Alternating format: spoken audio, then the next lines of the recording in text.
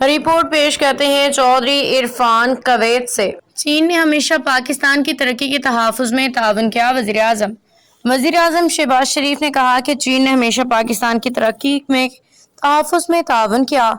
وزیر اعظم شہباز شریف سے چینی وزیر خارجہ وانگ ای نے اعلیٰ سطح وفد کے ہمراہ وزیر اعظم ہاؤس میں ملاقات کی۔ ملاقات میں نائب وزیر اعظم وزیر خارجہ اسحاق ڈار، فیلڈ مارشل سید عاصم منیر، کابینہ کے سینئر ارکان بھی موجود تھے۔ اس موقع پہ وزیر اعظم شہباز شریف نے چینی وزیر خارجہ سے گفتگو کرتے ہوئے کہا کہ چین کے ساتھ اسٹریٹجک تعاون پہ مبنی شراکت داری مزید مضبوط کریں گے۔ انہوں نے پاکستان کی خود مختاری، علاقائی سالمیت پہ حمایت پہ چینی حکومت کا شکریہ ادا کیا۔ چینی صدر شی جن پنگ کی قیادت کو خراج تحسین پیش کیا۔ شہباز شریف نے کہا کہ آئندہ دورہ بیجنگ اور تیانجن کا شدت سے منتظر ہوں۔